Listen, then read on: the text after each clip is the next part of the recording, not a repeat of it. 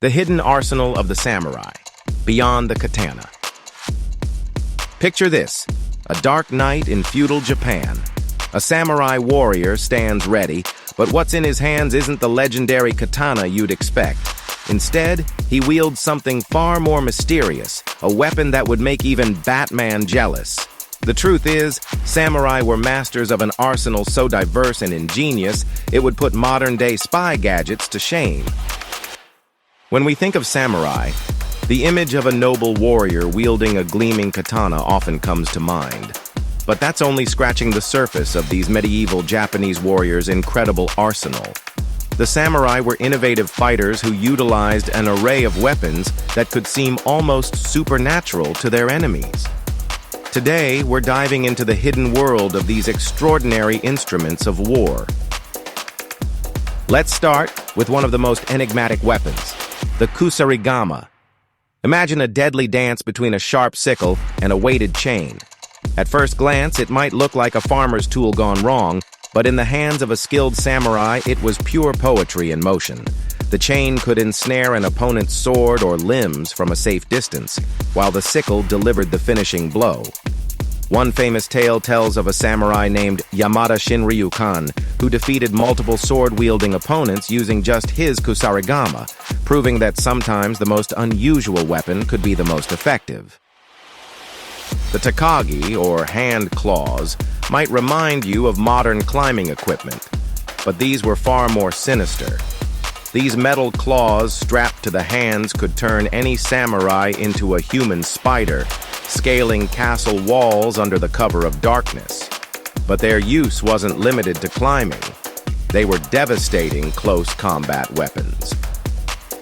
During the siege of Osaka Castle in 1615, several samurai reportedly used takagi to scale the seemingly impregnable walls, creating a moment of chaos that would change the course of the battle. Now, here's something that might surprise you. Samurai were among the first warriors in the world to embrace firearms. The Tanegashima, or Japanese matchlock gun, wasn't just any firearm.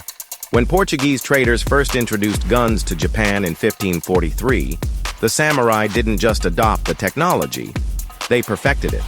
Within decades, Japanese gunsmiths were producing firearms of superior quality to their European counterparts. By the time of the Battle of Nagashino in 1575, an army of 3,000 gunners would change Japanese warfare forever, proving that samurai were anything but stuck in tradition. Let's talk about the Tessen, the iron fan. Imagine walking into a formal gathering, seemingly armed with nothing but a decorative fan. That's exactly what made the Tessen so brilliant. These solid iron fans, often adorned with beautiful designs, could crack skulls and block sword strikes while maintaining the appearance of a sophisticated accessory. There are accounts of samurai using Tessen during peace negotiations, because even in times of diplomacy, a warrior never let their guard down. One famous incident involves a samurai named Araki Murashige, who reportedly defeated a sword-wielding assassin using only his Tessen, proving that style and lethality could go hand in hand. These first four weapons showcase the incredible ingenuity of samurai warriors, but we're just getting started. Each of these tools tells a story of innovation, adaptation, and the constant evolution of warfare in feudal Japan.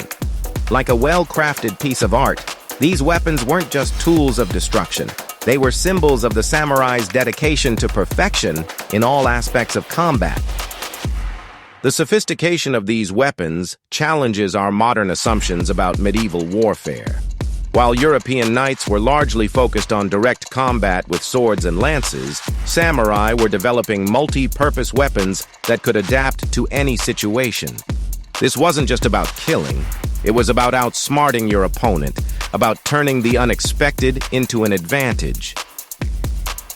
The stories of these weapons have been preserved in scrolls, demonstrated in martial arts schools, and passed down through generations of Japanese warrior families. Each one represents not just a tool of war, but a piece of engineering brilliance that continues to fascinate weapons enthusiasts and historians alike. As we move forward in our exploration, you'll discover even more incredible weapons that push the boundaries of what you thought possible in medieval combat. These aren't just weapons. They're windows into a world where innovation and tradition danced a deadly ballet, where the line between art and warfare blurred into something truly extraordinary. Speaking of extraordinary weapons, let's turn our attention to one that broke gender barriers in feudal Japan, the naginata. Picture a weapon that combines the slashing power of a sword with the reach of a spear, creating something entirely unique.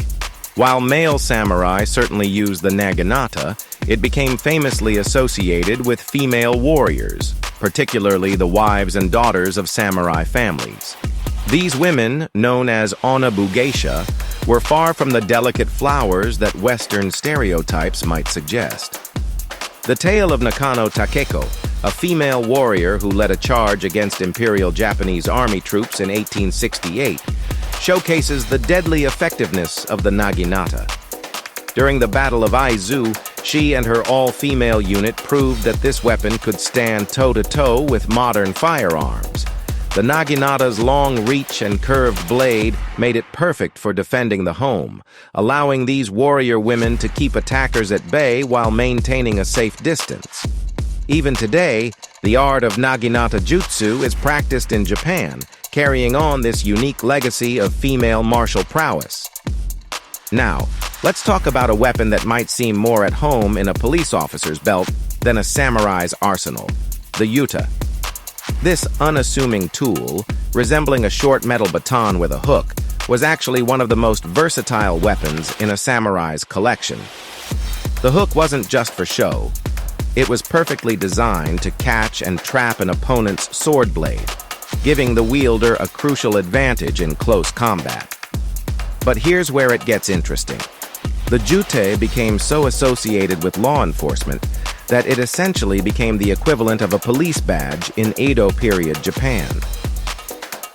Imagine being a criminal in feudal Japan, facing a samurai wielding what looks like a simple metal stick. You might think you have the advantage with your sword, until that small hook catches your blade, and suddenly you're disarmed and at the mercy of the law. The juta was particularly favored by samurai police officers, known as doshin, who had to maintain order in the crowded streets of Edo, modern-day Tokyo. One famous account tells of a doshin named Hamaji Ginosuke, who supposedly disarmed and arrested a group of drunk sword-wielding samurai using nothing but his jute, proving that sometimes the simplest weapons could be the most effective. Let's shift our focus to a weapon that embodies the stealth and precision of Japan's warrior class, the Kusarigama. This compact sickle might look like a smaller version of the Kusarigama we discussed earlier, but it served a very different purpose. Designed for concealment and surprise attacks, the Kusarigama was a favorite among shinobi, ninjas, and samurai who needed to maintain a low profile. Its small size made it easy to hide in sleeves or sashes, yet it remained deadly effective in close-quarter combat. What made the Kusarigama particularly fascinating was its versatility. Beyond its obvious use as a weapon, it could serve as a climbing tool, with the curved blade acting as a hook to scale walls or trees. Some versions even featured hollow handles that could store poison or small tools. There are accounts of samurai using Kusarigama during covert operations, particularly during the tumultuous Sengoku period, when assassination and espionage became crucial tools of warfare. The innovative nature of these weapons reflects a fundamental truth about samurai culture. They were not bound by tradition when it came to effective combat. While they honored the way of the warrior, they were also pragmatists who understood that survival often depended on having the right tool for the right situation. Each of these weapons represents a different aspect of samurai ingenuity, from the gender-breaking naginata to the law-enforcing juta and the stealthy Kusarigama. Consider how these weapons might have appeared to outsiders encountering them for the first time. European traders and missionaries who visited Japan during the 16th and 17th centuries often wrote about the surprising sophistication of Japanese warfare.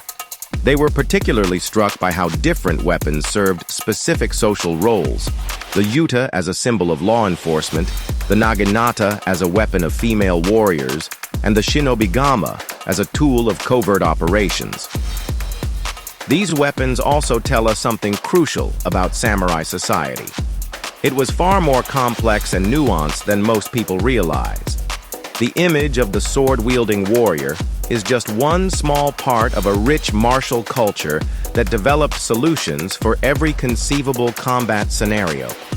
Each weapon was not just a tool of war, but a reflection of the role its wielder played in Japanese society. Our journey through the arsenal of Japan's legendary warriors continues with one of their most straightforward yet effective weapons, the boshuriken. Often overshadowed by its more famous star-shaped cousin, these simple throwing spikes were like the medieval equivalent of tactical throwing knives. But don't let their simplicity fool you. In the hands of a skilled samurai, these metal rods could strike with deadly precision from distances that would make a swordsman think twice about engaging. What makes the boshuriken particularly fascinating is how it embodied the samurai philosophy of practical efficiency. These weren't flashy weapons designed to impress. They were tools of survival, easily concealed and devastating when used correctly. Historical records tell of samurai using boshuriken not just as weapons, but as distractions during escape attempts or to create momentary openings in combat. One account describes a samurai named Mori Tomonori using boshuriken to disable the lanterns during a nighttime ambush, proving that sometimes the simplest weapons could be the most tactically versatile. Now let's talk about one of the most ingenious weapons in the samurai arsenal, the kaginawa, or grappling hook. While you might think this sounds more like climbing equipment than a weapon, the kaginawa was both. This multi-purpose tool could turn the tide of battle in ways a sword never could. Imagine being a guard on castle walls, only to see dozens of these hooks sailing through the air, followed by climbing samurai. But that's not all. The kaginawa could also be used to dismount cavalry riders or pull down defensive structures. The kaginawa played a crucial role in numerous castle sieges during Japan's Warring States period. During the siege of Himeji Castle in 1577, attackers reportedly used kaginawa to scale sections of the castle that were thought to be impregnable. But perhaps its most ingenious use was in naval warfare, where samurai would use these hooks to draw enemy ships closer for boarding actions. This showcases how samurai warfare was about more than just individual combat.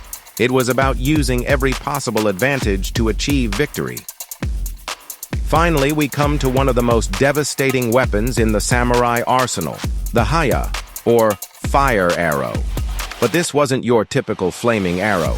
The haya was more like a medieval missile, combining the range of archery with explosive power. These weapons contained small bombs that would detonate on impact, creating chaos and confusion among enemy ranks. During the siege of Osaka Castle in 1615, fire arrows proved devastatingly effective against wooden fortifications and packed formations of troops. What makes the haya particularly interesting is how it represents the samurai's willingness to embrace new technology. These weren't just arrows with some fire attached. They were carefully engineered weapons that required sophisticated knowledge of gunpowder and ballistics. The samurai who specialized in hayae had to be part archer, part demolitions expert, showcasing how these warriors were constantly pushing the boundaries of medieval warfare. As we've seen throughout this exploration of unusual samurai weapons, the image of the samurai as merely sword-wielding warriors grossly undersells their true nature as medieval Japan's military innovators. Each weapon we've discussed represents a different aspect of their tactical thinking, from the straightforward efficiency of the boshuriken to the siege-breaking potential of the kaginawa and the explosive power of the haya. These weapons tell us something profound about samurai culture. They were pragmatists who valued effectiveness over tradition. While the katana might have been their soul, These unusual weapons were their means of survival in a world where victory often went to the most innovative warrior. They understood that adaptability and ingenuity were just as important as skill and honor. The legacy of these weapons lives on not just in museums and historical texts, but in the continued evolution of martial arts and military thinking. Many of the principles behind these weapons, misdirection, tactical versatility, and the importance of surprise, remain relevant in modern combat strategy. They remind us that sometimes the most effective solutions come from thinking outside the conventional boundaries of warfare. As we conclude our journey through this fascinating arsenal, consider how these weapons challenge our preconceptions about medieval warfare. The samurai weren't just warriors. They were innovators who understood that survival often depended on having the right tool for the right situation. Their legacy teaches us that true martial excellence isn't about adhering to tradition, but about constantly adapting and evolving. Thank you for joining us on this exploration of Japan's most unusual weapons. If you enjoyed discovering these fascinating aspects of samurai warfare, make sure to subscribe to our channel for more incredible stories from Japanese history. Don't forget to hit that like button and share this video with fellow history enthusiasts. Together, let's continue uncovering the amazing stories that history has to offer.